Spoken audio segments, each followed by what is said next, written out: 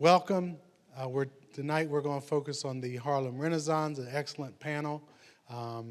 Your senses will be overloaded. We're talking about the Harlem Renaissance and some of the general transformation of the country from the slavery series back into the Harlem Renaissance and the cultural sort of revolution that came with that. I am proud to have been a graduate of Howard University, and one of my first jobs in D.C. was with a gentleman who was from St. Louis, and he was my supervisor.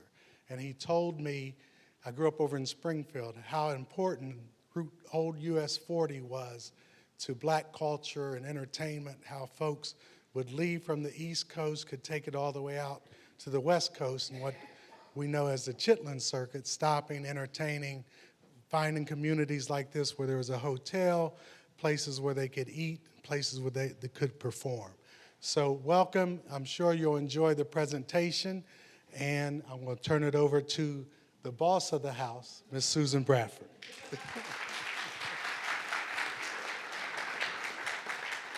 Thank you, Mr. Hutchins. It's good evening, first of all. How is everyone? Great? Good. I want to welcome you to the Lincoln Theater, and I proudly serve as the general manager here of this historical site. And on behalf of our Lincoln Theater Association Board Chair, Larry James, and all the staff and members here at the Lincoln Theater and the Community Conversations Committee, we stand in great admiration and pride to take lead of the Columbus community in hosting a conversation, Columbus's Cultural Harlem. So tonight, we've come together to discuss the impact of the Great Migration that sparked the Harlem Renaissance and how Columbus had its own Renaissance, even in the midst of the Great Depression. We will complement the discussion with performing vignettes to echo then and now the myriad of artistic flavor. It is with great gratitude that we acknowledge both Donna and Larry James, who have sponsored this series since 2013. In addition, we want to acknowledge AARP, who has taken the lead in sponsoring these biannual series. Trey, are you here? Okay, just wanted to acknowledge that AARP has come on to be the lead sponsor for our continued series and two of our Backstage at the Lincoln program. So for that, we are grateful and we are thankful that the AARP find this program very worthy and it could complement its associates. In 2 weeks, Renaissance, and how Columbus had its own Renaissance, even in the midst of the Great Depression. We will complement the discussion with performing vignettes to echo then and now the myriad of artistic flavor. It is with great gratitude that we acknowledge both Donna and Larry James, who have sponsored this series since 2013. In addition, we want to acknowledge AARP, who has taken the lead in sponsoring these biannual series. Trey, are you here? Okay, just wanted to acknowledge that AARP has come on to be the lead sponsor for our continued series and two of our Backstage at the Lincoln program. So for that, we are grateful and we are thankful that the AARP find this program very worthy and it could complement its associates. So we're very happy to have you with us tonight. And note the program is being recorded live by Channel 3 Columbus TV.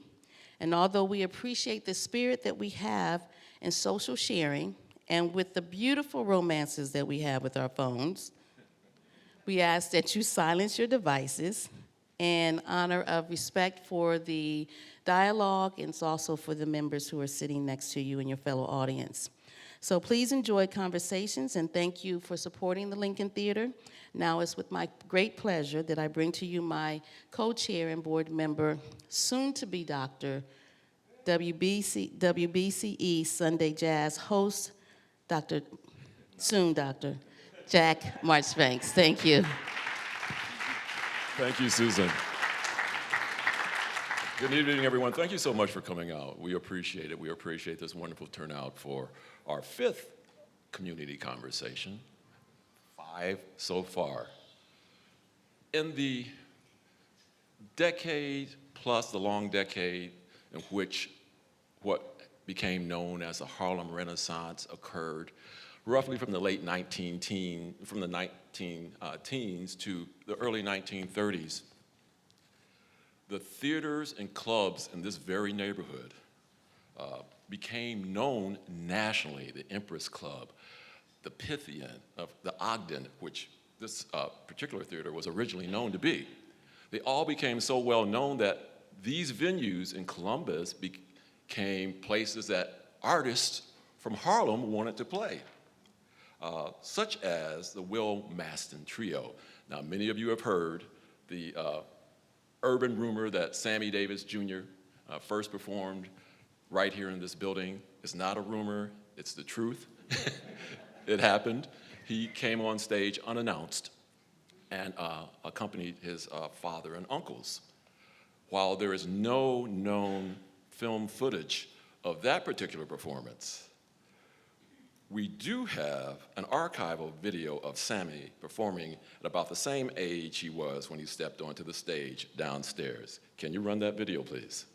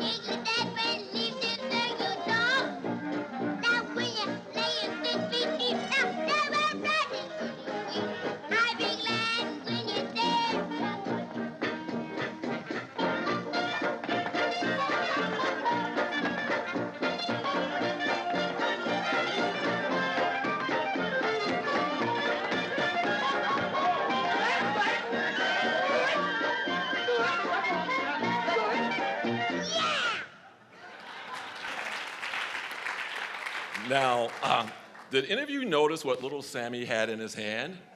A piece of chicken. Now, I've lived around black folk all my life, and I'm going to defer to the Harlemites here. That might be something that happened in Harlem, but I have never seen black people get dressed up and stand around with messy pieces of chicken in their hands while they watch someone perform. The director of that film must have thought that the chicken bit would be funny. Oh, the travails my people have had to endure just to share their creative gifts with the world. But on a more serious note, you're going to hear a lot about famous musicians this evening, most of whom are men. It would be derelict of us not to pay tribute to a woman who was responsible for helping create the musical legacy that we're celebrating tonight. I am speaking of Helen Carter, educator and founder of the Carter School of Music, which was located on 199 Hamilton Avenue, just a short 2 blocks from here, if that far, right here in the Near East Side. Ms. Carter came from Springfield in 1924, joined St. Paul AME. In 1929, she started her school, teaching piano and giving voice lessons to African-American children who lived on the Near East Side. By the time she passed away in 1973, Ms. Carter had graduated over 2,500 pupils from her school. Hundreds of her students went on to teach and perform. Helen Carter was a key contributor to Columbus's Cultural Harlem. It's my pleasure to now continue to shine the spotlight on the women of the Harlem Renaissance. I think we have someone who can do that for us right now. Oh, good evening. How you doing, sister? Well, good evening, ladies and gentlemen. My name is Georgia Johnson, and I am here this evening to represent the forgotten women of the Harlem Renaissance. You see, along with myself, There were many women like Jessie Redmond Fawcett and Gwendolyn Bennett who played a great influence on the advancement of the cultural, social, and artistic explosion that took place. Oh, yes, honey, they were dedicated, they were unstoppable, and they were great women, yes. Now, I want to talk about my friend, Miss Jessie Fawcett. She was known to be the midwife of the Harlem Renaissance, known to be one of the most intelligent women novelists of her time. But her greatest influence was when she became the editor of a black magazine called The Crisis. And it was there that she had the opportunity to nurture the careers of many black writers. Oh, yes. And as these writers developed, they were able to develop their own communities and make a small income. And that's what I really liked about that time. You see, people like Jessie were willing to share their platform and their expertise to help somebody else advance. I tell you, it seems that times have really changed.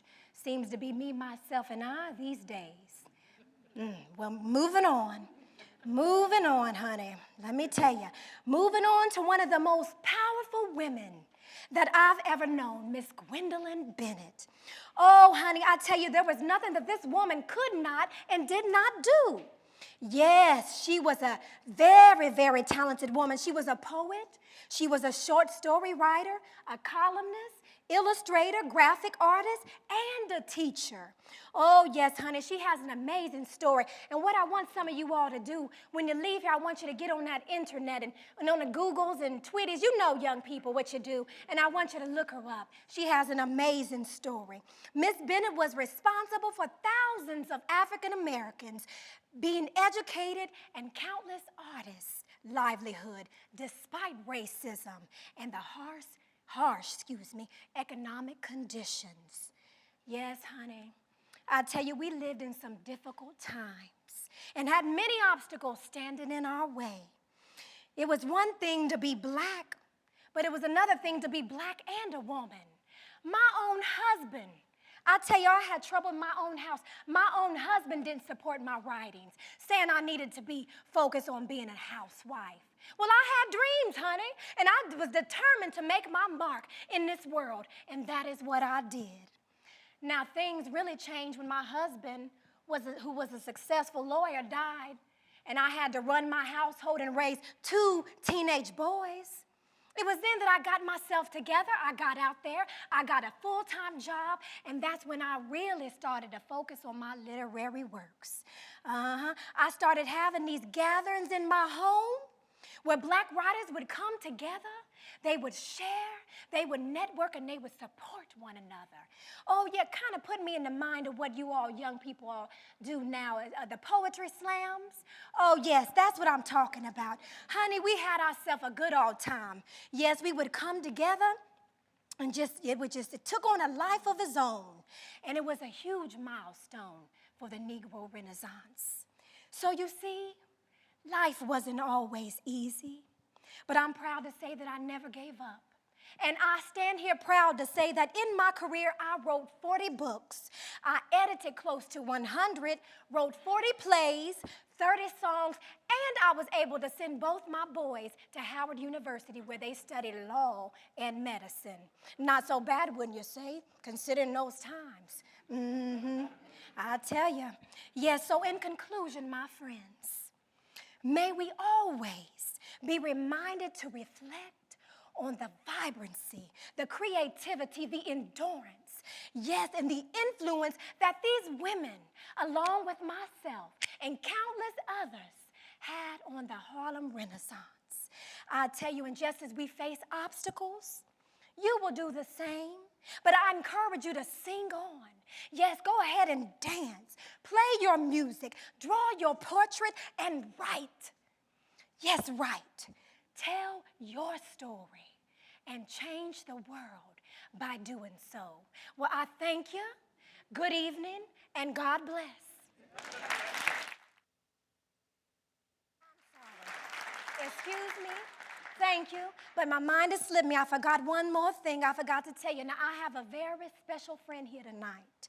And I can't tell you who she is. I can't tell you her name, but you are in for a treat, honey. You hear me? A treat. Thank you for your time. Everybody, she talking about me. She talking about me. Hey, how y'all doing? Now, can y'all snap for me like this? Uncle Bud got girls big and tall with the hips so broad like a cannonball. Uncle Bud. All right. Good job. I figured if I came up here singing, y'all wouldn't know who I was. So I wanted to share a little bit because it was still a really important part of my life. I got that song down there from one of the juke joints. I would go from Mobile to New York, back and forth, and I would ride and I would video and take pictures of people, you know, to kind of get the culture and make sure we keep it and archive it. I think I should have stayed in the juke joints because my writing got me in trouble a little bit. Folks started saying stuff like, Zora don't really write the truth about the black experience. But see, honey, just because it wasn't their truth didn't mean it wasn't mine. So they was talking about when I would write, my characters weren't all maids. Because see, the black folks where I came from, we owned hospitals. And we had our own schools. They didn't have time for no jails. And so when I wrote the truth. So I came from Eatonville, Florida. And I don't know if y'all heard of Eatonville, but it was one of the first black incorporated towns. 26 black men with their own hands built this town. You hear what I said? And so see, when I was writing, there were people who were doctors. And I didn't care to write about all the lynching. Because truth be told, I don't dislike white people if I tell the truth. A white man helped bring me here. Now, I don't mean mama was with nobody, right? I'm saying mama was home alone, and back then when your husband was working, he'd work out of town, see? And so they say mama was hollering and just yelling. And this man come by and he helped bring me out. Now, they said he was cussing the whole time. But I came here nevertheless. And godmother was white. See, when I would go to Mobile and record, she gave me money. She gave me money for a car. She bought my clothes. And she was like a godmother to me. Now, the thing about the writing is I poured my heart out. And if I'm all the way honest, I didn't tell the truth all the time, because see, life ain't always been easy. When mama died, I like to say I was born twice, because I came out of her womb, which really, I ain't have much choice in that. And then a little while after mama died, I was pretty much born again. Kind of had to recreate myself. Anybody had to do that? Yeah, after mama died, daddy took a wife pretty fast. And he chose a woman that wasn't too fond of his children. Now, my brother and sister could put up with it, but after a while, I tried to kill that heifer. I did. And so daddy put me on a train, and y'all, I don't think I was more than 9 or 10. He put me on a train, and he said, you're going to boarding school. Well, that was fine by me, because I was learning, and I wasn't around them. Then one day, they come and get me and let me know I couldn't stay there, because he had stopped paying the tuition. So I couldn't go home. And there I was. About 9 or 10 years, I just did what I needed to do to get the things I had to get. But this rebirth, I found this school I'd be sitting outside and just watching the kids go in and out, and I kind of looked like mama. So I went in there and I registered. I registered at this academy in Baltimore. Now, I said I was 16, but they ain't know I was 26. And see, at that time, they couldn't prove it, because if you were a woman, black woman, and you weren't attached to a man, you could easily go unnoticed on the census. So they couldn't find me. And the one they found, I was 16. So I finished there, and I went on to Howard. Now, I didn't finish at Howard, but don't tell nobody. I went on to Bonnet, and I finished at Bonnet. They tell me I'm the first black that graduated from there. Ain't that something? Y'all can clap, that's fine.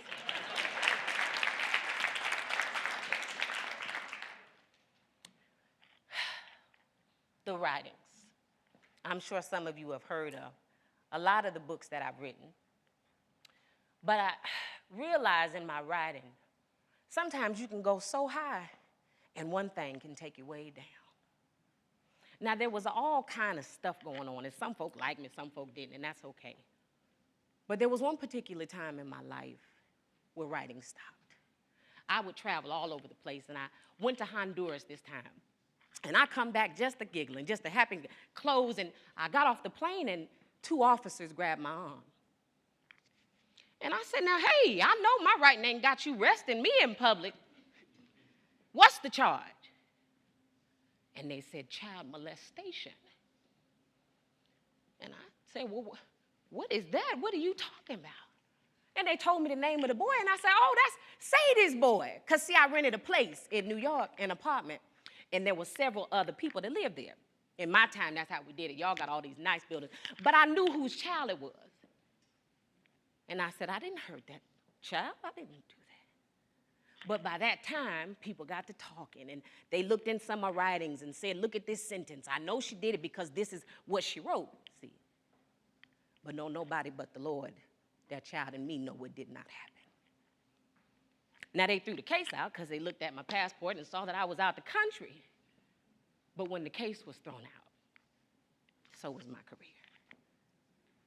But I kept writing, and I didn't have much in the end. But I learned if you keep your eyes watching God, everything usually turns out just fine. Now, my name is Zora Neale Hurston. Good evening to you.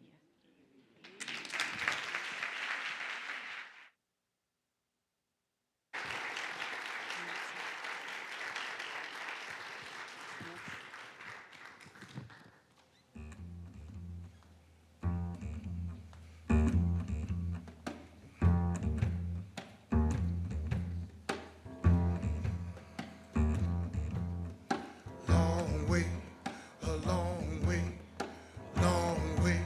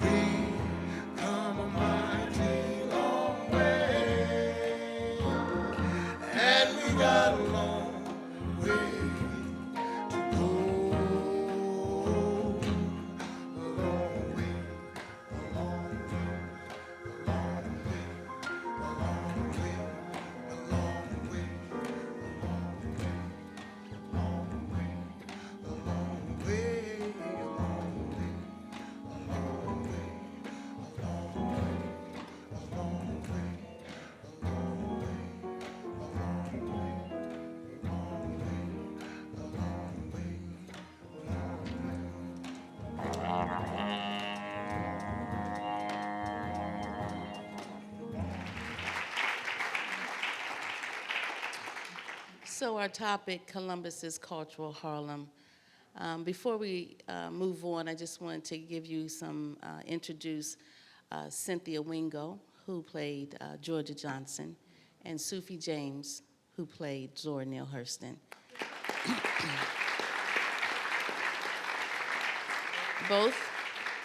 Both are Lincoln Theater Incubation participants for 2016, and it's our goal here as we are taking them through this 12-month incubation period about the business of their artistry, that we create opportunities for them to apply that information and to be able to work their craft here in their building.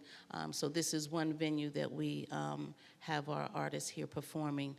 Just to give credit to the video that you just saw, Jazz Arts Group, along with the Columbus City Schools, came together and did the Blackberry Patch. And this clip that you see here is the photos of our wonderful Kojo Kamau. And the music was commissioned by Wyclef Gordon that came in and spent many months with the students in the schools and also with the Jazz Arts Group's members to present this piece. So without further ado, I just want to introduce our panelists here. They don't need an introduction, actually. I'm sure you all know who they are. But Dr. William Ted McDaniel and Jack Marchbanks have agreed to be the panelists for tonight's topic. In planning, the three of us shared our giddiness about the possibilities that could be shared from this era that propelled the richness of the African American artists on the American canvas. We met several times, and as this conversation will probably happen, we just went all into different avenues and conversations and awareness, and for me, a lot of discovery. Just to sit with these two gentlemen who have a wealth of knowledge to be able to talk about not just Columbus Cultural Harlem, but the world's Renaissance. And so I introduce Dr. Ted McDaniel and Jack Marchbanks. Thank you, Susan. I've gotten smarter over the last couple of years, and I know not to follow Ted McDaniel, so I'm going to go first. The claim that Columbus's Near East Side compares favorably to mythic Harlem at first seems grandiose. Even during its peak years of the 1950s when the population swelled, the Near East Side had only 1/10 of Harlem's total population. Yet when one looks at the respective histories of the two communities, the similarities are striking. Like Harlem, the Near East Side was a preferred destination for African Americans fleeing the Jim Crow South in the early 20th century. And the black population during this era we call the Harlem Renaissance, right here in Columbus, doubled, right here on the Near East Side, doubled from 1920 to 1930, going from about 16,000 people in 1920, according to the US Census, to 32,000 in 1930. Like Harlem, the Near East Side became the home of influential black churches, political leaders, professionals, and merchants who lived side by side with their working class neighbors and turned those dollars over again and again. Despite Jim Crow, the community flourished. They took care of each other. Buying black was not something someone had to tell them to do. They did it. That's how this community hung in there, even during the Depression, even though during the Depression, this Near East Side suffered about a 33% unemployment rate. And like Harlem, the Near East Side generated a thriving entertainment district, which in turn gave the world acclaimed performing artists such as Harry Sweets Edison, who basically went to East High School. He ended up playing with every major big band, including Duke Ellington. He was a favorite of Billie Holiday, someone who made her career in Harlem. And of course, Rahsaan Roland Kirk, who wasn't actually from this neighborhood, he was from Flytown, but he cut his teeth right over here with Gene Walker, right here in this neighborhood, and became a world-renowned multi-instrumentalist. And of course, since we're keeping with the theme of Women's History Month and the women of the Renaissance, both in Harlem and here in Columbus, you can't go any farther without mentioning Nancy Wilson, who was discovered here right in this neighborhood at the 502 Club by Cannonball Adderley, and he whisked her away to New York and Harlem, where she went on to, of course, become an internationally renowned star. But there's a point I want to make here. This community wouldn't have become what it became without the business community, without the totality of culture. Culture is more, when we talk about culture, people immediately go to performing arts, music, literary arts, visual arts, but culture is far more than that. It's the political totality. It's how people react economically. It's how they come together to work politically. It's how they come together to work as a people and how they react to the world around them. And without the 100 plus businesses that were in this community during its heyday, you wouldn't have had the money necessary to create a thriving entertainment district. You had not only several doctors, you had dentists, lawyers, architects, and of course, merchants who did so much to make this community a vibrant area, and a community that was in the Green Book. Anybody old enough to remember the Green Book that was part of the African American experience when you had to travel during the Jim Crow era? The Green Book was a book that basically told you if you were an African American where you could safely go and stay when you were traveling state to state. And this neighborhood was listed in the Green Book as a preferred destination for anybody traveling through Ohio, along that US 40 that they were talking about. So that tells you what a vibrant community this was. Why did it happen on the Near East Side? Why did this community become powerful?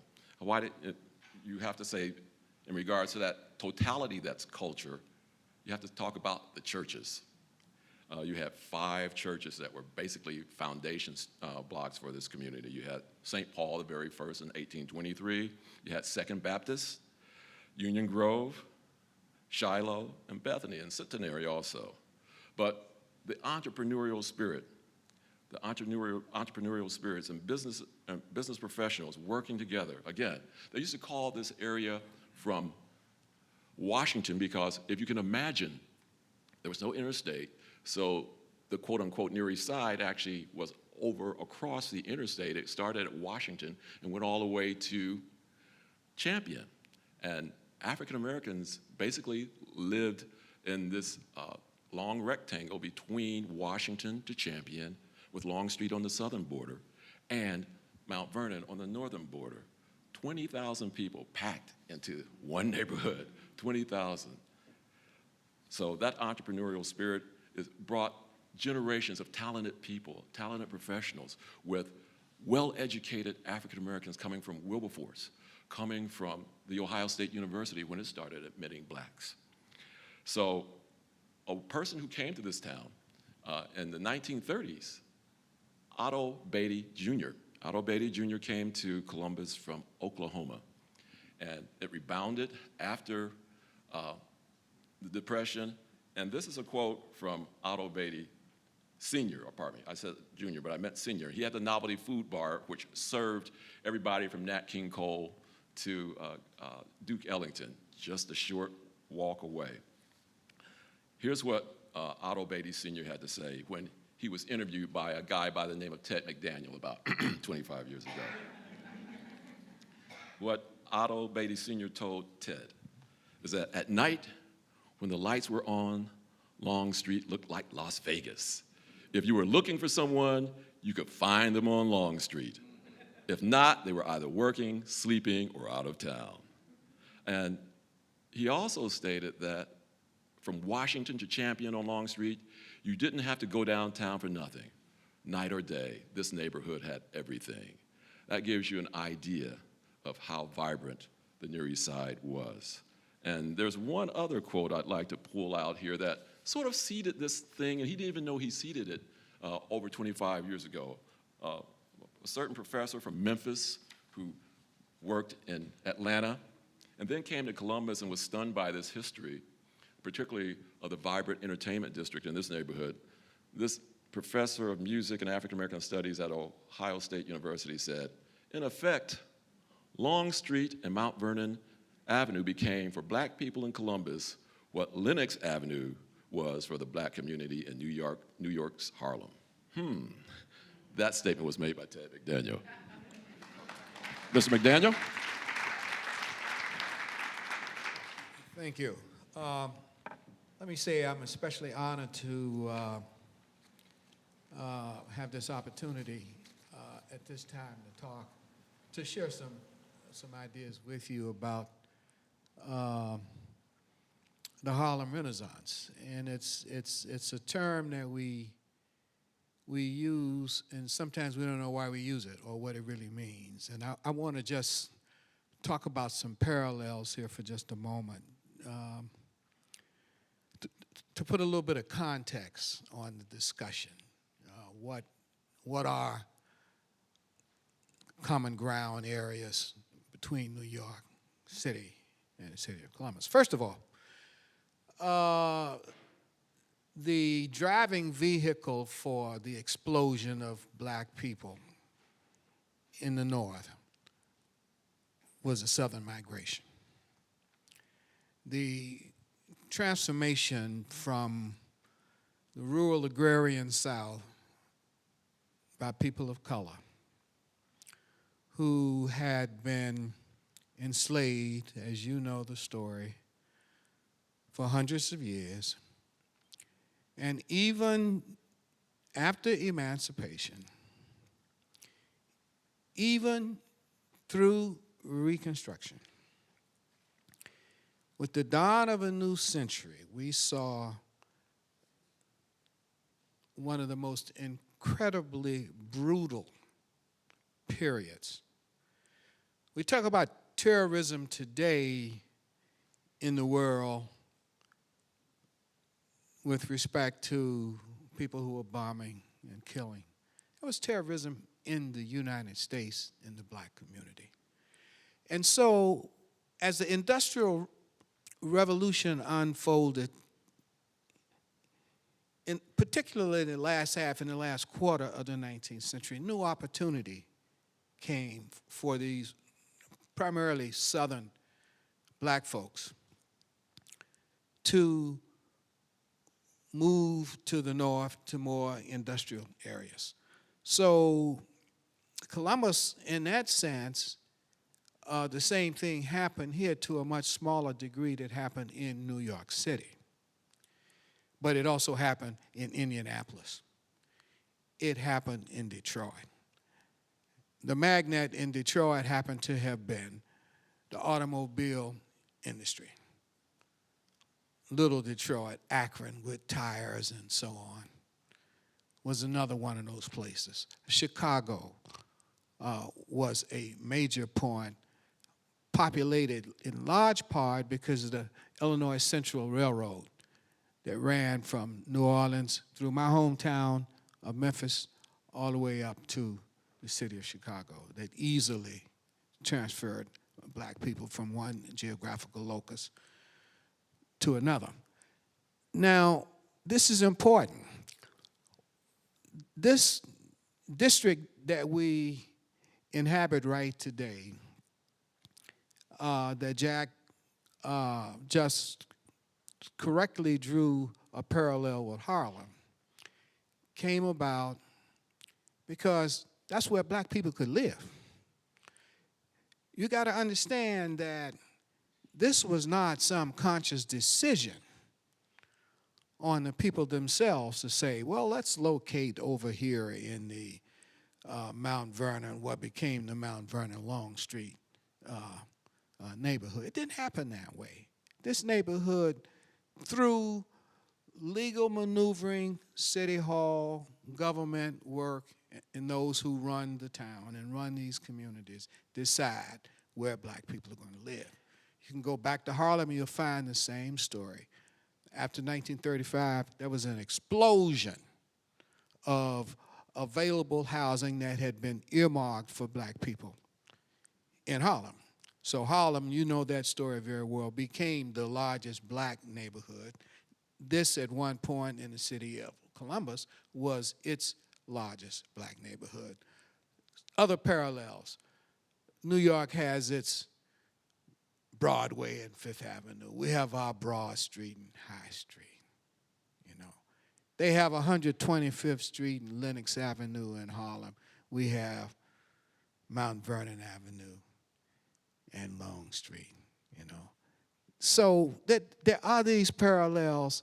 What happens when there is a concentration of people of African descent, and it's multiplied all over. I saw the same thing in my hometown of Memphis. Saw the same thing in Atlanta. Story can be retold. What we do is create the community that allows us to live. So that means we got to build churches. We have to build businesses, Jack, that you spoke of. We have to have services that will provide for our very lives. And so in that sense, there is that common ground that exists in the industrial North.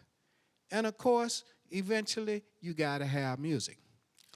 Now, I want to say one thing about music in the context of the Harlem Renaissance, which is, I find even by some of the earlier scholars writing on the subject, they seem not to understand until years later. We know primarily the Harlem Renaissance being this incredibly rich and fertile period that provided an opportunity for black folks to turn the page.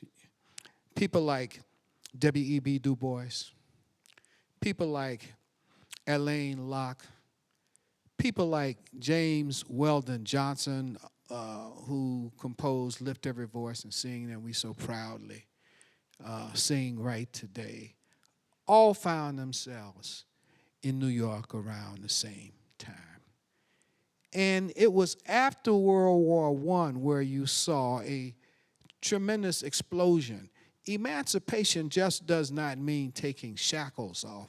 More than anything, for the mind, emancipation for us meant an opportunity to blow the top off intellectually and to demonstrate our creativity.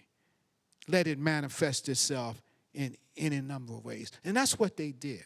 That's what Zora Neale Hurston did. That's what Claude McKay did.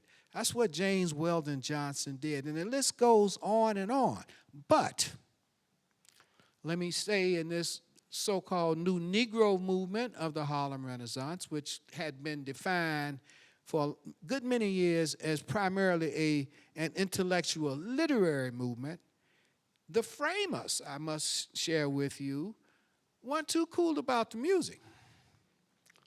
Indeed, I mean, my main cat, W.E.B. Du Bois, and I try to read everything that he has written.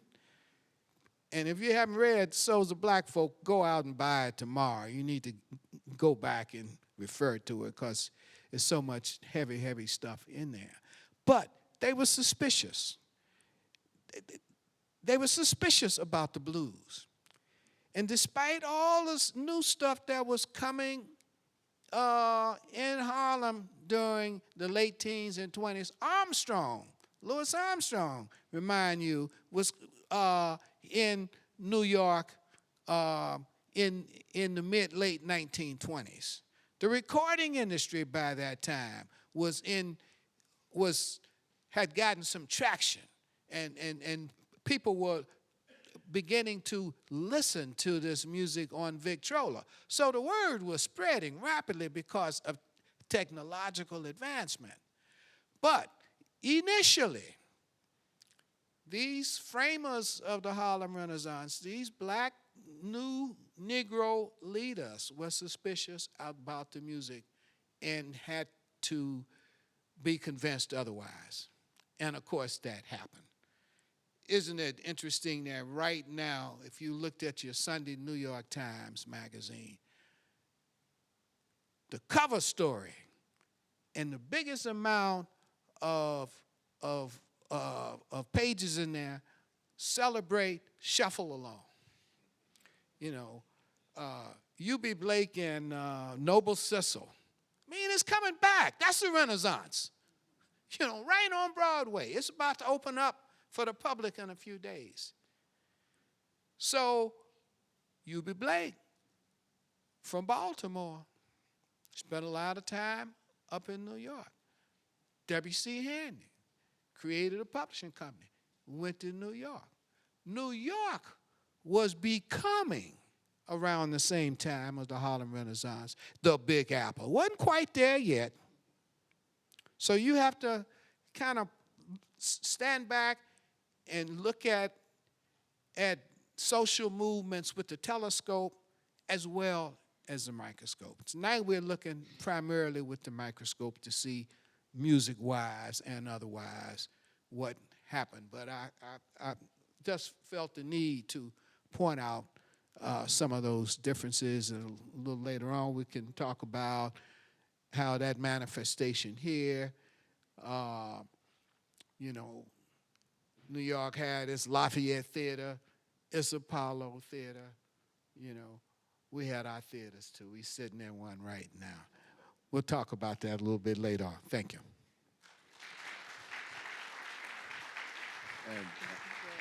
And Ted, I'd like to Yeah. I'd just like to add that with that political aspect of the intellectuals not really embracing jazz and blues, you also had, because of the political situation in Jim Crow and African Americans' involvement with the labor union, trying to win working jobs in this industrialized United States, you had protest songs, for lack of a better term, being sung by eminent luminaries of the Harlem Renaissance, such as Paul Robeson. Maybe, Ted, you can speak a little bit about how the overlapping of cultural arts and activism happened as it led into encouraging Paul Robeson to make some, using his art for his platform, to talk a little bit about that.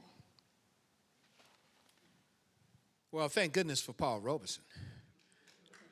Let me say that. Because it takes a lot of courage to get out on Front Street. It does. I mean, you have to be strong, and you have to be willing to handle suffering at some level. Not only psychologically, but often physically. Paul Robeson was a brilliant mind, first of all. I mean, this cat was a heck of an athlete. I mean, there wasn't anything he could do, couldn't do, it seemed. He was supposed to be just a regular singer, but if you ever heard Old Man River, if you ain't heard Old Man River, if you haven't heard him singing, you haven't heard Old Man River, because he transformed that song. But what he did, to get right to Susan's point, is to provide a template that we used throughout the 1940s, throughout the 1950s. The esteemed president of The Ohio State University, Dr. Michael Drake, teaches a course right now that I retired, I might add, is teaching a course on music and the civil rights movement, which is fantastic because he understands the nexus, and that's what she's talking about, that artists developed in large part a deep sense of consciousness about their reality and the reality of their people and the reality of their communities. And that's what really Paul Robeson did, and it didn't matter whether he was on some concert stage in New York or in Europe. Didn't matter. He brought that level of consciousness. We know artists who are like that. Harry Belafonte in today's time has always been like that. They understand that. They understand that relationship. Bernice Reagan, I think she's coming to town here. I just saw something recently. Sweet Honey and the Rock Leader.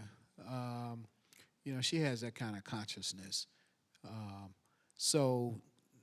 But we owe a demonstrable debt to Paul Robeson for shining the light to help create that path to show that, yes, we can use our art not just simply to make you pop your finger, and that's important too, because we all need the time where we can rock, and roll with the beat. That's very important. If you don't love some music, you got a problem. But there is more. Life is full, and Paul Robeson showed that to us. I am Paul Robeson. I was an African American athlete, singer, and actor. I was also an activist who fought tirelessly for the downtrodden. And I went around the world supporting these people. I tell you, I was born the youngest of 5 children. I was born in 1898, in April 9th. My father was a runaway slave who went on to graduate from Lincoln University. And my mother, she was an abolitionist. She was from an abolitionist family. So my family knew quite well about the hardships and the rise and fall and how the struggle to get through. And my life was no less challenging. In 1915, yes, 1915, I had a full ride scholarship to Rutgers University. Full ride. And that's where I earned several, 12, 14, 15, who counts, right? I ordered that many varsity letters in many sports. I can remember when trying out for football, my father once told me, he told me, son, you can't fight back the way they fight back. Took that into mind.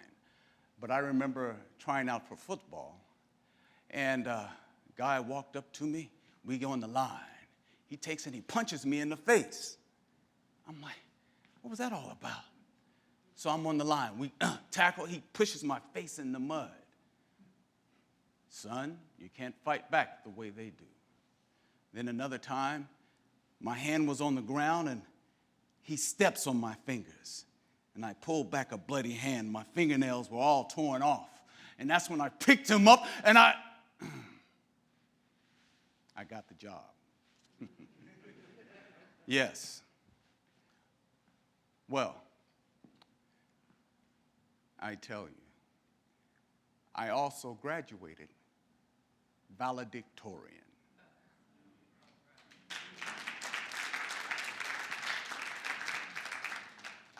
Well, I went on after that to law school, and that's where I met Eslanda Cordoza Good.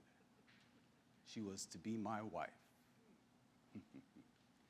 Yes, and she was the first African-American woman to head a phlebotomy laboratory.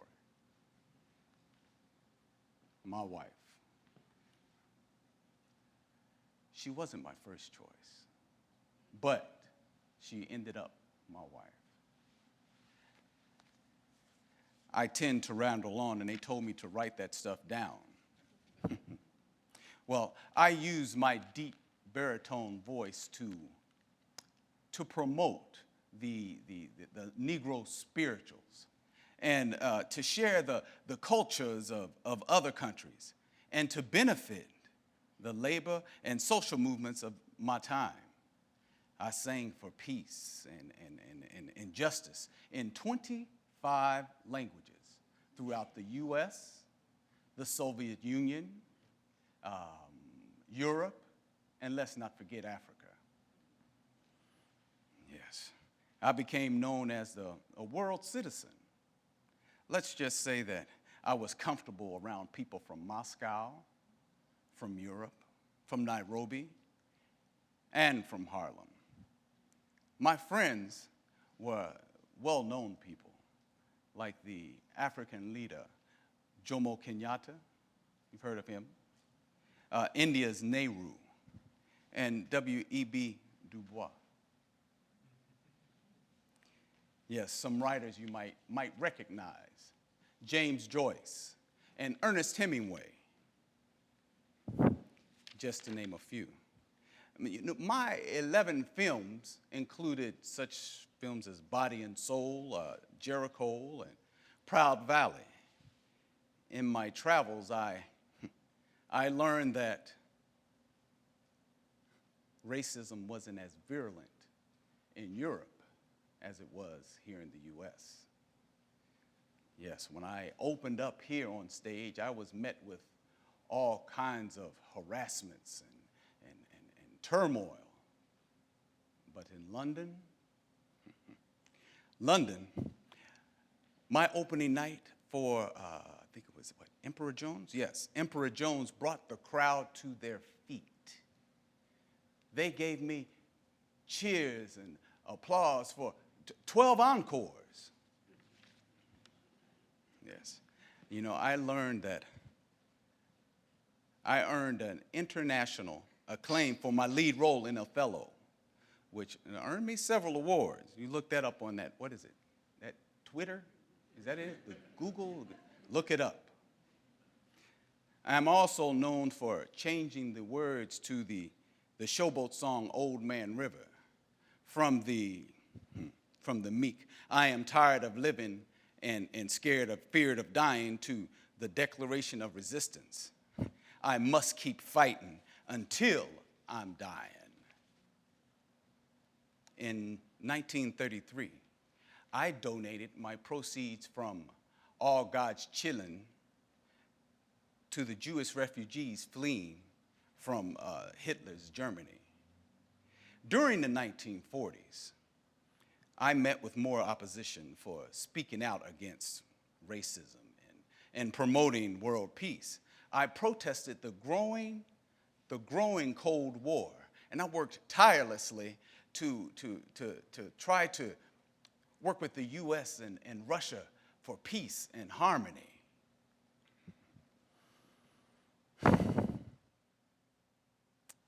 I also questioned, why would African Americans fight in an army for a government that tolerated racism? Well, when I did that, all hell broke loose. Yes, I was accused of being a communist by the powers that be. Well, I had 60 shows canceled. And I told them, listen, I will sing as long as people will listen. And I'm not going to turn around and bow down just because a cross is burning in my front yard. In 1950, they revoked my passport, ceased my travel. You know, it took me 8 long years to have my passport restored so that I can travel. But during that time, I learned Chinese. And I sat and I spoke with Albert Einstein, and we talked about how to promote peace in the world. Well, in the 60s, the early 60s, I decided to retire. So I made my last tours, and I sang in my last theaters in New Zealand and Australia. In 1963, I retired from the public life. You and me, we sweat and strain, body all aching and racked with pain. Tote that barge, lift that bale, you show a little grit and you lands in jail.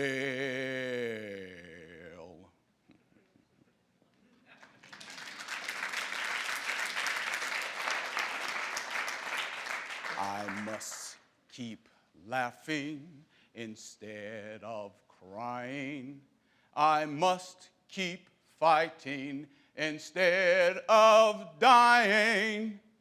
But Old Man River, he just keeps rolling along. I am Paul Robeson. Thank you. Another one of our Lincoln Theater incubation participants, Mark Pinkston, graduate of 2015. Jack, you want to take us into our next treat? Yes, we talked about legacy, and we have so much to be thankful for here in Central Ohio, and for all the great artists who have come to be known worldwide, who came right out of this community. I mentioned Harry Sweets Edison. I mentioned Razan Roland Kirk, our own Gene Walker, Hank Marr. Oh my goodness, so many artists, and very young artists, making the rounds. I just listened to him on Sirius Jazz on my way back from Ohio University. Aaron Deal, whose parents are right from this neighborhood. But we have an artist that we think encompasses all the best of the legacy of the King Lincoln District, and he has become known not only here in Ohio, but nationally and internationally. He plays with the Count Basie Orchestra, and Dr. John heard him play and snatched him away because he is that good. I'm talking about our own incomparable Bobby Floyd.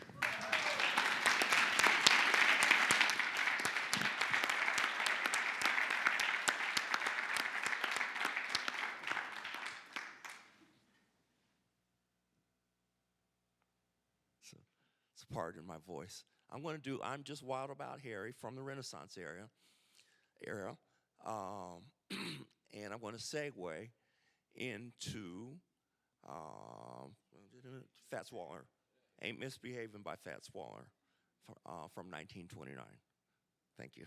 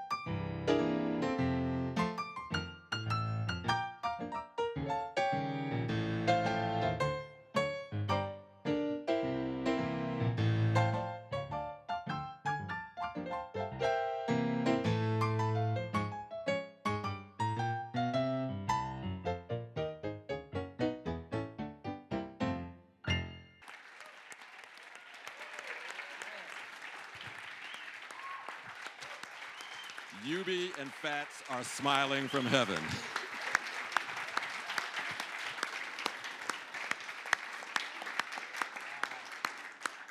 Bobby Floyd.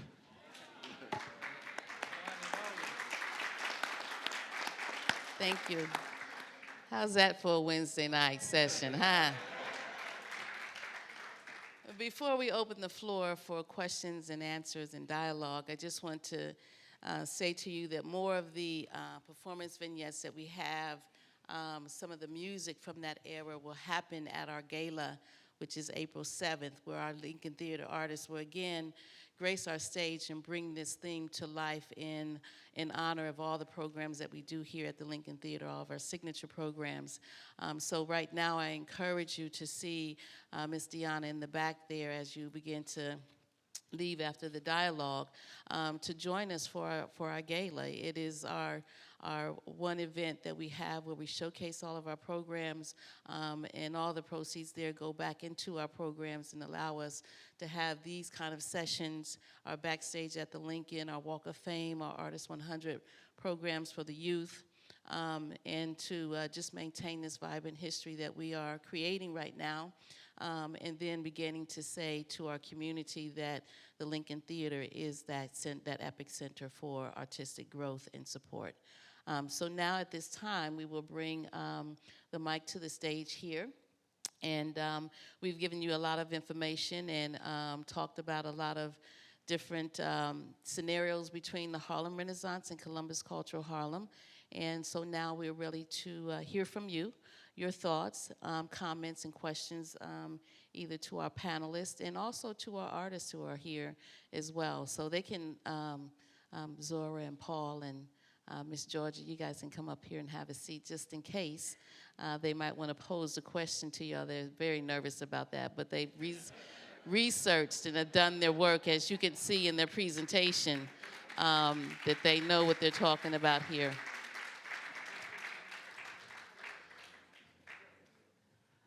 Great. So yes, now we will open the floor for our dialogue, and please don't be shy. Yes.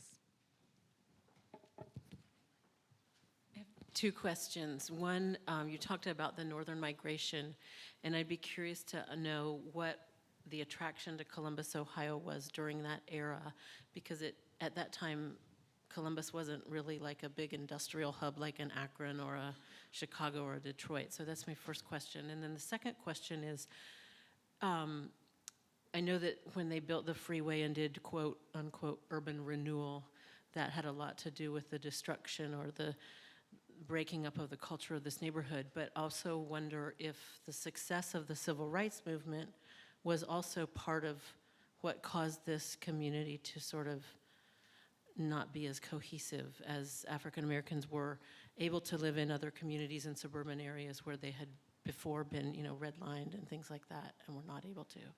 So maybe you could talk about those two things. I'll take the first part, Dr. McDaniel. In regards to why Columbus was attractive, it was more stable.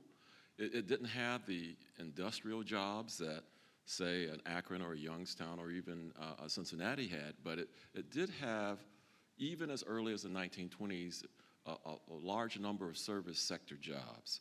They had the area between Long Street south to Broad Street was called the Silk Stocking District, where you had these big, beautiful homes, which you can still see to this day, that there were dozens of if not hundreds of African Americans who worked as carpenters, laborers, domestics in this, and also they worked at the State House. So these jobs were stable, and Columbus was not as violent as some of the other cities where, with the ebbs and flows of industrial production. Dr. McDaniel referred to this right after, in 1919, right before this entire boom started, you had the Red Summer of 1919, in which you had soldiers coming back from World War I, and for the first time in history, whites had to compete with blacks for jobs, and in places like Youngstown and Cincinnati, you had people killed and basically assaulted. Chicago, even New York had horrific violence against African Americans. So this was relatively a safe haven.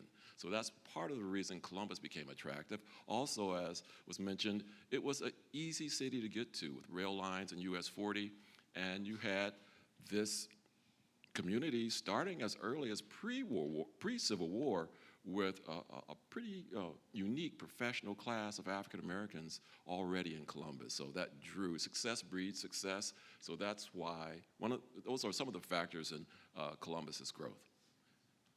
In regard to the second half of her question. Well, in addition to that, in the research that I found is that with us sitting between Chicago and Detroit, a lot of the artists who went to those cities also stopped here in Columbus. And so, again, the richness of music and culture that was happening at that time, this is sort of the next stop, either from Chicago or Detroit.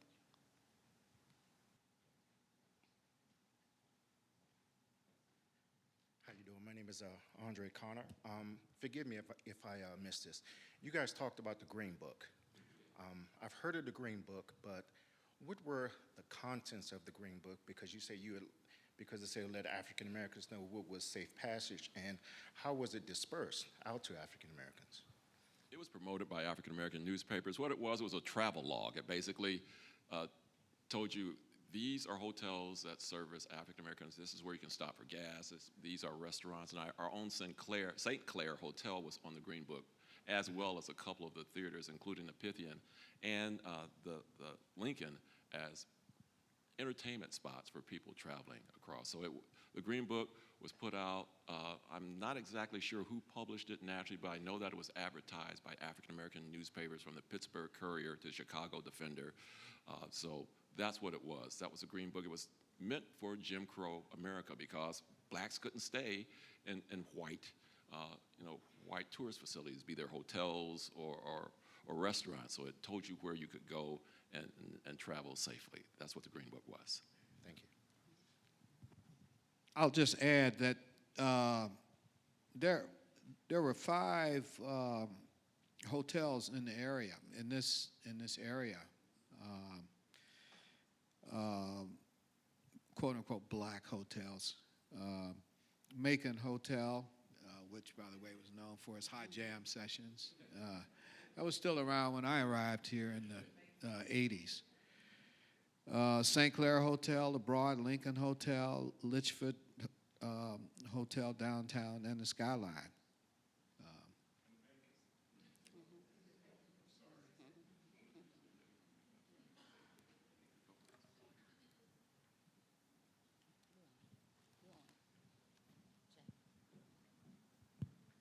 Good afternoon. Larry James, Chair of the Board. Why is the Renaissance important these days, and particularly as an educational tool, and is it limited to the African American community, or what's going on, and why is this happening now? Yeah, thank you, Mr. Chairman of the Board, for asking that question. It's a good question, and I'm going to begin with the back part of it. Why is it important? It's important for America, not just for the African American community. What the Harlem Renaissance did was to expose to all of America, and particularly white America, some views about black people that they just simply did not know about. They were able to see it largely from the concert stage. That is kind of one advantage, I might say, that music has generally had in comparison to the literary arts, for example. It's not saying it's better than or more influential, not that at all. But in performance art, there is a visual dimension. And you saw talented, incredibly talented black artists, which was new in large part to the white community that had been accustomed to the minstrel show. And keep in mind that the minstrel show segued into vaudeville, which eventually segues into Broadway. But so it was important for us to be able to make a creative statement that we had not been allowed to make in the places that became open to us in the 20s and 30s, and eventually after World War II, when the whole thing kind of opened up quite a bit. Part one. Part two is that it was important for the black community because keep in mind at that time, there was this tension going on within the black community. I mean, keep in mind the Atlanta debate between Booker T. Washington and W.B. Du Bois, which essentially was around the whole issue of, you know, black folks, what's our best way out, you know. And Booker Washington, of course, was of the belief that job skills and commerce was the better ticket. Du Bois was talking about the mind, you know. Two really interesting dichotomous pillars for the day. A little less so, I think, in 2016 than it was, you know, 100 plus years ago. So the Harlem Renaissance was also an opportunity for the black community to learn more about the black community. And it's during the Harlem Renaissance, 1926, as a matter of fact, Carter G. Woodson, who is largely responsible for the creation and establishment of Old Negro History Week, and 50 years later, at the nation's bicentennial, we changed it and had enough political muscle to make that Black History Month. He didn't choose February because it was the shortest month of the year, as we kind of jokingly talk about every February. He chose February because that was the month of the birthdays of Frederick Douglass and there's another real famous, Abraham Lincoln. That's what he talked about. And Woodson not only helped to create that, he used his scholar side of him. He created the Journal of Negro History. This was a part of the Renaissance, and we need to look at the larger context. The Harlem Renaissance is a strong intellectual movement.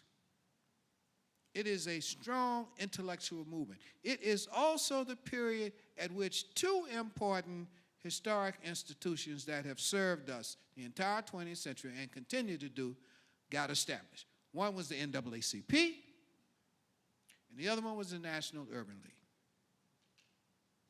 So those are the reasons I offer for the significance and the importance of the Harlem Renaissance. What we need to do in our engagement with the Harlem Renaissance is not to get too so much microscope on one particular aspect. I mean, I could talk about Duke Ellington and not say anything about anything else, because Duke Ellington was a master. I mean, a master in so many ways.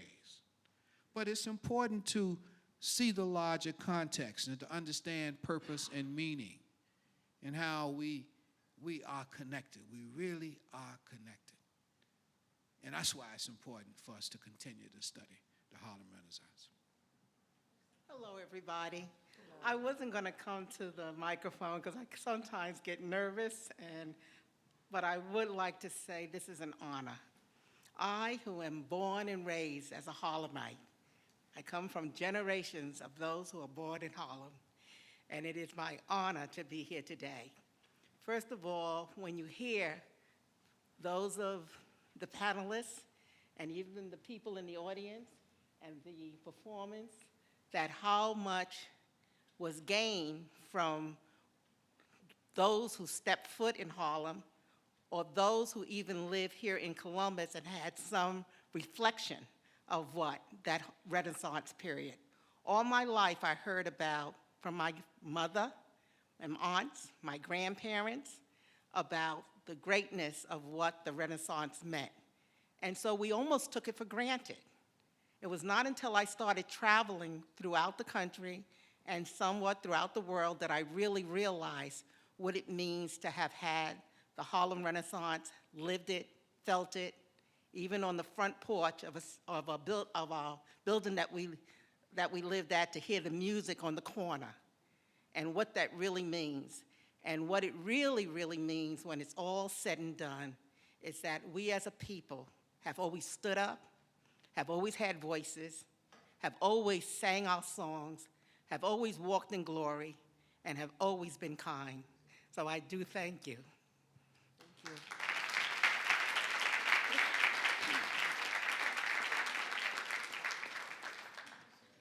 Hi, my name is Lisa. I just want to make sure I heard you right. Did you say Lynchfoot Hotel?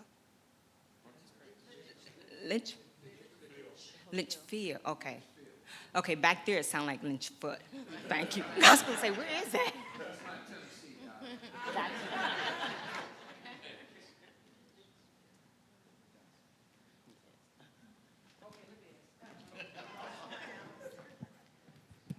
I want to say something in relationship to the video. The first segment you had where we had a station, railroad station, and you showed a picture of that. And I understand the history you talk about Michigan with cars and Akron and other places with tires, but why don't we still have that railroad station? You know, we still need to travel. And, you know, I don't understand in your presentation why that railroad station, why we don't have that Union Station anymore. Yeah, I think we all wish we could travel more on the ground by train. I moved here in 1981. When I arrived, they were talking about a line that would go from Cincinnati to Columbus to Cleveland. They're still talking about that line. But what really happened, I think, was the incredible opportunity technologically with the advancement of flying airplanes. And you could move more people much more quickly and be all over the world in a matter of hours. I think that's probably what happened. But I, too, would join your protest line for a rail line. So I know some of the ideals and principles of Harlem Renaissance kind of spread throughout the nation, but what are some important ideas and principles that are kind of trapped in the Harlem Renaissance that we can draw from today?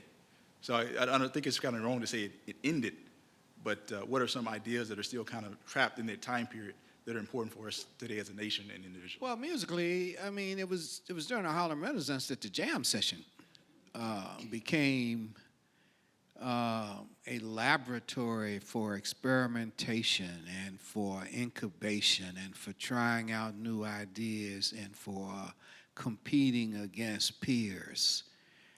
We can go back to Harlem. You read about rent parties and the like,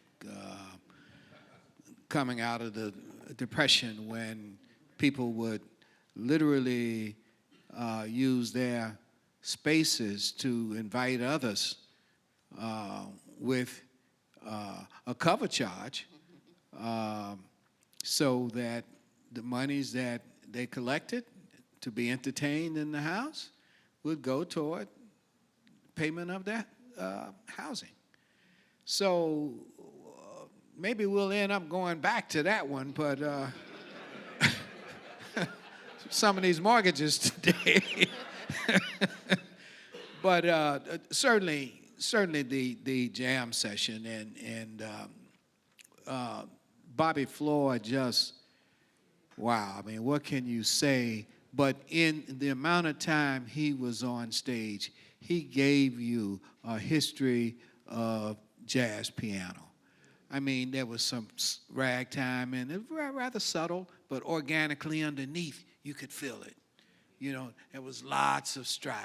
There was lots of swing. There was lots of blues. He had a funky element. I mean, he was all over the map. That's what a great musician does, and that's what he did. And I'd like to add that one of the aspects of the Harlem Renaissance that we can take instruction from today is reflected in Elaine Locke, one of the intellectuals that Dr. McDaniel talked about, and that was taking your history and using it to make something new. You know, we sometimes fetishize, you know, the past, but the past is meant to inform us to do something new today, to solve problems in a new way, cognizant of the lessons of the past, but moving forward in a new way. So I think that spirit of using the past, metabolizing it and using it to move forward to solve problems in the present is something that we can take a lesson from with the Harlem Renaissance.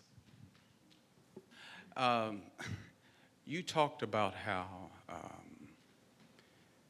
the competitions in music, in jazz music, if you could expound on the vernacular, how the vernacular of music changed during the Harlem Renaissance. And Bobby did an excellent, like you said, Bobby did an excellent job. Not only was it a competition, but they also put that stuff to paper. Yeah, and that point, that last point is important. It's important because our music comes out of oral tradition. Orality has served us well. What orality does is force us to use our ears and makes the ear actually more important than the eye. But let me also provide an argument why it is important to learn how to read music. There is value in being able to do that. You don't discard the advantage of the ear, but ultimately, if for no other reason than being able to own your own copyright, to be able to publish your own music, to be able to make certain that it will always be preserved, notation is important. I say that because it was during the Harlem Renaissance that a lot of things happened during that period. Duke Ellington's most influential teacher, and he didn't study private lessons with him. He learned from watching him and listening to his recordings, was a man in Harlem by the name of James P. Johnson, who in 1921 recorded, and if you're not familiar with this recording, I recommend it highly. It'll blow your mind. It was done in 1921, and I tell you, you will hear some of the most dazzling piano playing that you have ever heard. Duke Ellington, Jelly Roll Morton, Earl Hines, all of the leading pianists of the period, of the 20s and the 30s, clear on up to the modernists of bebop, like Bud Powell and Thelonious Monk. They all learned that piece. And what blew my mind about the piece was that it was done in 1921, predating what some historians have told us was pre-swing. Hey, man, he's swinging so hard in that number, it'll knock you out. So, notation, using your eyes and your ears can be advantageous in the long run. Music is a competitive situation, period. Those jam sessions are important for students to learn how to compete. You know, it's like football players going head to head, learning how to tackle and how to run through the line. I mean, that's what a jam session is. I mean, you're dealing with tunes, they're coming in different keys. Okay, you can play it in B flat. All right, let's count it off in E flat now. Let's count it out in F. It's competition. So it's about the will to survive. But survival is based on your ability to adapt. And so being able to do something is very, very important. I think there's another side of the music. We talked about it from the music. We could talk about the Harlem Renaissance through a lot of different lenses. Let's use the prism of dance. Let's talk about Bill Bojangles, an incredible dancer. But that period set off a whole school of tap dancers. We saw Sammy Davis as a youngster, but go back to his kinfolks, what's his name, Will Maston, and go all the way up to who's tap dancing in Shuffle Along, Savion Glover. So I'm saying there's a tradition. And what is dancing? It's the same as jazz improvisation. That's all it is. Somebody said, we don't learn how to paint by the number system. Yeah, you do it maybe if you're 3 years old, but that's not how we do it. We learn to improvise. We use our creative stuff. That's what dancing is. That's why black folks like to dance, because you're improvising. You get a chance to do your thing on the floor, and you recognize and you respect. That. I mean, we all know somebody we wish we could dance like they could, right? It's like listening to Bobby Floyd. I wish I could play piano like Bobby Floyd. You know what I mean? That's the same thing. You're drawing on so much of the same. And there's an endowment that we ought to protect and preserve. And I say do all that you can in order to do that. Learn how to read, continue to develop your ears. My name is Chris Bournet. I'm a current participant of the Lincoln Theater Incubation Program, and I wanted to applaud Sufi and Mark and Cynthia on their wonderful performances.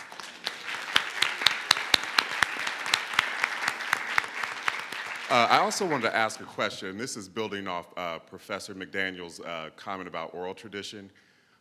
Two of the most famous people to come out of Columbus in recent years are Bow Wow and Busy Bone from Bone Thugs and Harmony. So do you feel that that hip-hop is a descendant of jazz? Hey, man, let me tell you something.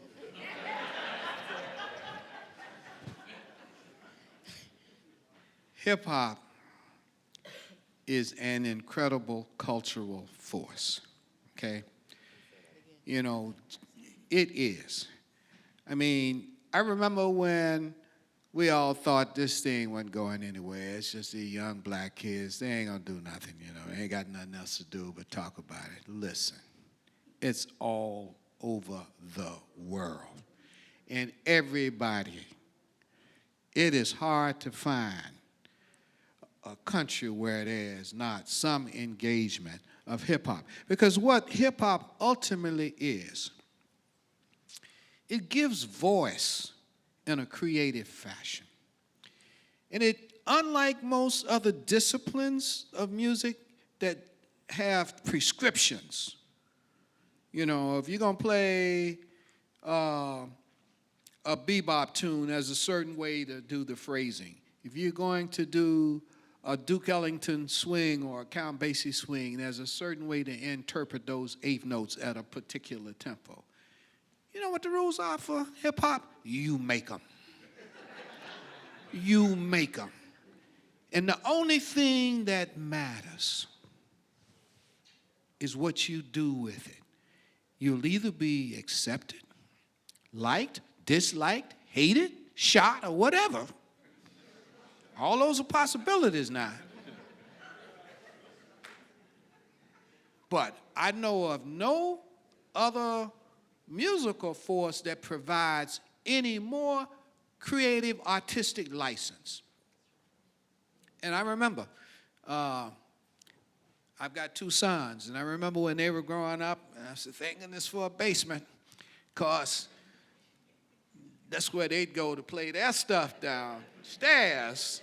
Broke my record player. All that scratching and stuff,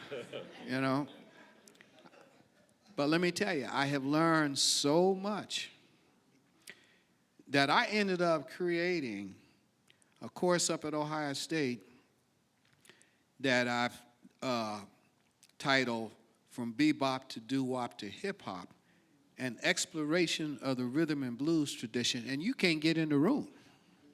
It's standing room only every time I offer the course. And this has nothing, it virtually transcends race.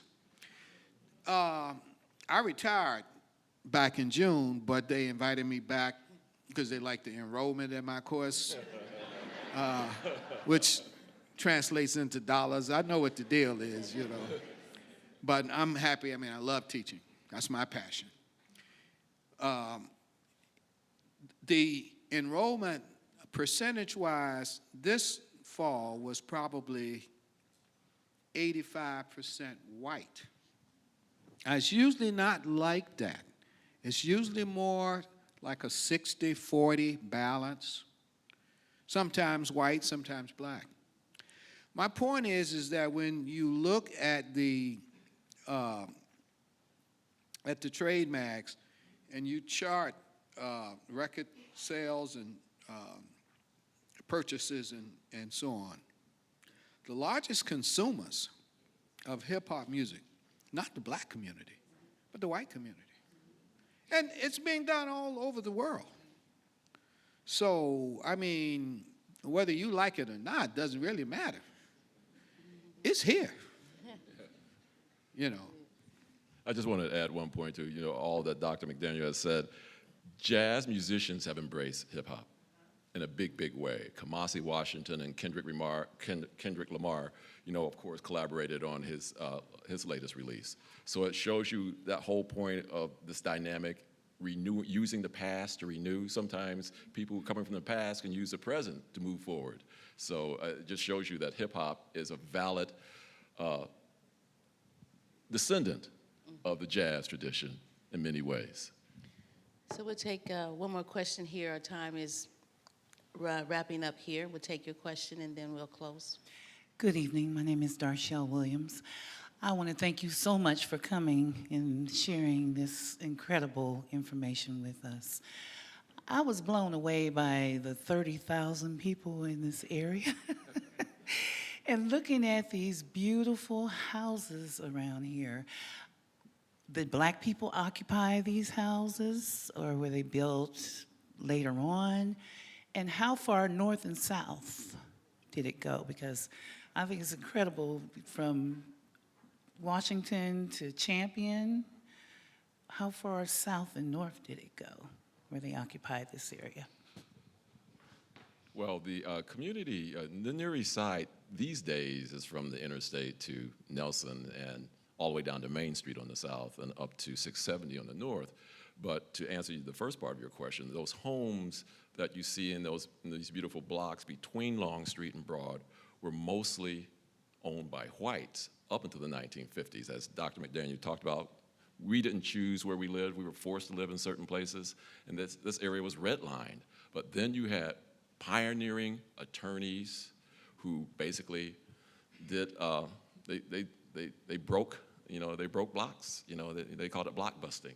So in so doing, you had African Americans moving into those homes, many of them professionals, because this area had so many doctors and lawyers and dentists. Like I said, they used to call Long Street the $1 million block. Yeah. So while they couldn't live in that swath between Long Street and Broad Street, because they were successful financially, they ultimately were able to move into that area, but not until the 1950s. Okay. There is one signal event that happened during that decade that contributed to essentially white flight, and that was the 1954 Supreme Court decision, which made segregation unconstitutional. Mm-hmm. And that eventually went over to housing, and when Bob Duncan ordered busing for schools, white folks started fleeing these places and moving further and further out. Mm-hmm. Mm-hmm. And so that change, I mean, that's a very common story in a lot of places. A lot of cities, I yes. mean, in my hometown of Memphis, if you've been to Memphis, South Parkway runs throughout the whole city. I mean, I don't care where you go, you're going to run into some element of South Parkway. And as a part of it, the homes are just incredibly beautiful, beautiful homes. You say, how come the white people left these beautiful homes? How did we get in there? Well, they were getting the hell away from us at the time because we started moving in the area. So, I mean, that was something that turned over that community ultimately. Mm-hmm. Thank you so much. Thank you. One of the takeaways that I've got just from sitting with these gentlemen through the process of planning this is Ted said that in order for art to have legacy, that it must be organic and it must be in a place where it can be nurtured and tended to and to be able to grow and to shine and to take it to another level. So I kind of pride that statement on what we're doing here at the Lincoln Theater in all of the signature programs that we're doing with the Columbus community's history and with the vast number of artists that we have here who are very, very good just in their raw talent. So to be able to provide this space for their growth and for them to have their have that happen here is just one of the things that we pride ourselves on. So in closing, I just want to thank our artists again. If you could stand and have another round of applause for you.